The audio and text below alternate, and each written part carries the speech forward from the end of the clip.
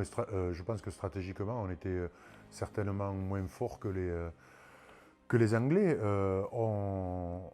Certes, on avait un jeu qui était abouti, un jeu qui était fait surtout de déplacement des ballons et du joueur, pas forcément une stratégie, notamment de jeu au pied et d'occupation, très définie.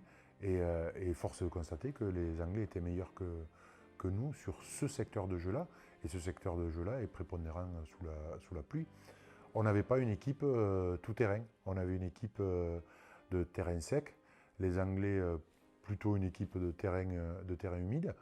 Et bien ce jour-là, il y a aussi une histoire de destinée là-dedans. Voilà, il pleut, la veille il pleut, il n'a pas plu, le lendemain il n'a pas plu non plus. Simplement, on n'était pas les meilleurs dans ces conditions-là, encore une fois. On va pas se chercher, il ne faut pas se chercher des excuses 20 ans après. Mais ce jour-là, les Anglais étaient meilleurs dans ces conditions-là. Donc ben, c'est en toute logique qu'ils ont gagné, tout simplement. Ben, je sors sur blessure. Bon, après, c'est Johnny Wilkinson qui me plaque et qui me fissure une côte.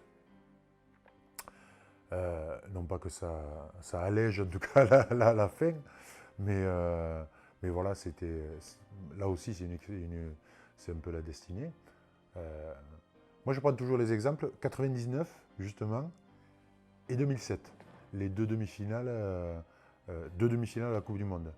En 99, rebond devant John Alomou, qui revient dans les bras de Christophe Dominici. Franchement, un rebond assez improbable quand même. Hein. Il fait 5 mètres en arrière, le ballon, ça lui revient dans les bras et il va marquer, ça fait basculer le match. 2007, rebond devant Damien Traille, qui joue à l'arrière, ça revient dans les bras de Lucé, il va marquer l'essai et ça fait basculer le match. On peut se dire qu'à un moment, l'entraînement, les heures qu'on passe sur le terrain, c'est fait pour réduire la part d'aléatoire quand même de notre sport. Mais en fait, moi j'ai l'impression quand même que ces deux demi-finales-là, alors une fois positivement et une fois négativement, elles se sont jouées sur le rebond du ballon.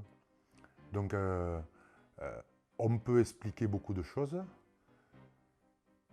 on peut essayer en tout cas d'expliquer beaucoup de choses, mais il y a des choses qui sont un petit peu inexplicables et qu'on ne peut pas maîtriser.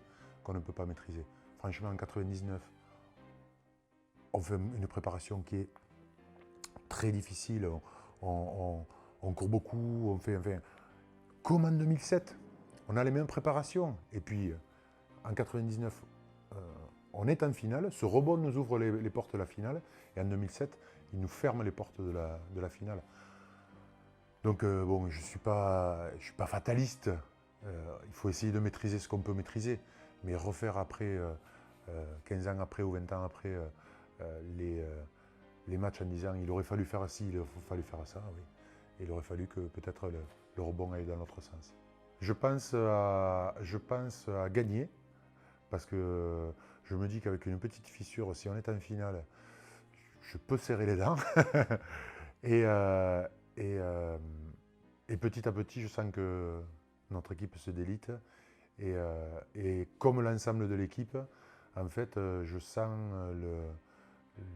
le Graal nous passer sous le nez, en fait. Voilà, notre Coupe du Monde en France, on ne jouera pas la finale et on sent qu'on maîtrise plus ce jeu-là, qu'on maîtrise plus notre jeu, qui sont là aussi un peu supérieurs. Et donc c'est la frustration, la déception. Et puis assez rapidement finalement, pour moi, dans mon cas personnel, un peu la fierté quand même de cette période que j'ai vécue avec l'équipe de France, au-delà des Coupes du Monde, parce que c'est vrai que bon, j'ai eu une carrière quand même exceptionnelle et que ben, finalement je sais que c'est la fin et je sais que ben, c'est aussi le moment de se retourner et de faire un peu le bilan. Et franchement, le bilan il est génial quoi, en termes bien sûr de matchs joués, en termes de titres, en termes d'honneur, mais aussi en termes d'émotions que j'ai pu avoir avec le maillot bleu, bien sûr sur les matchs, sur les préparations, sur cette période d'équipe de France qui a duré 12 ans pour moi et qui a été riche en tous les sens du terme.